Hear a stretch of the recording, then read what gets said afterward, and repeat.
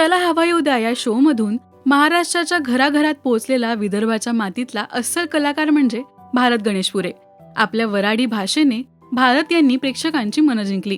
विदर्भाच्या या गोड भाषेला चांगला दर्जा मिळवून दिला. चला हवा येऊ द्या, फू बाय फू यासारखे कॉमेडी शोज तसंच अनेक मालिका आणि सिनेमांमधून आपली ओळख निर्माण केली. भारत यांच्या आतापर्यंतच्या प्रवासात त्यांच्या आईवडिलांइतकीच त्यांच्या बायकोचीही त्यांना साथ लाभली. भारत यांची लव्ह स्टोरी देखील त्यांच्या इतकीच भन्नाट आहे. ज्या मुलीला त्यांनी तू समोरून लग्नासाठी नकार दे असं म्हटले होते, तिच्याशीच त्यांनी 2 वेळा लग्न केलं. भारत गणेशपुरे यांना लहानपणापासून अभिनयाची आवड होती. मुंबईत येऊन अभिनय क्षेत्रात नाव कमवायचं असं त्यांनी ठरवलं होतं, पण त्यांच्या घरातून परवानगी नव्हती. वडिलांना तयार करणं हा त्यांच्यासाठी मोठा टास्क होता, कारण घरची परिस्थिती खूप चांगली होती. अभ्यासात हुशार असल्यामुळे वडिलांना डॉक्टर बनावं असं वाटत होतं, पण अभिनेता होणं हे त्यांच्या मनात पक्क असल्यामुळे वडिलांच्या इच्छेखातर त्यांनी BSc ॲग्री केलं.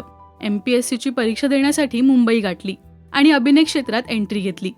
त्यांच्या आईने त्यांच्या हातात 300 रुपये देऊन त्यांना मुंबईला पाठवलं होतं.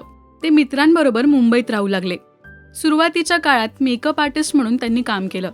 त्यानंतर त्यांच्या वडिलांनी त्यांचं लग्न करण्याचं ठरवलं. एक मुलगी पाहिली. भारत मुलीला भेटायला गेले आणि तिला सगळी परिस्थिती सांगितली. तूच मला नकार दे, कारण मी अभिनय क्षेत्रात काम करतो, त्यामुळे तुला हवं तसं जगता येणार नाही. अनेक अडचणींना सामोरं जावं लागेल. भारत पुढे म्हणाले, माझी एक मालिका सुरू आहे. मी मालिकेत काम करतोय म्हणून मला भावनेच्या भरात होकार देऊ नकोस असं त्यांनी स्पष्ट सांगितलं. पण तरीही अर्चना यांनी होकार दिला. आतापर्यंत बघायला आलेल्या मुलांपैकी भारत यांचा सच्चेपणा त्यांना आवडला. अर्चना आणि भारत यांनी लग्न करायचं ठरवलं. लग्नानंतर काही महिने अर्चना अमरावतीलाच होत्या.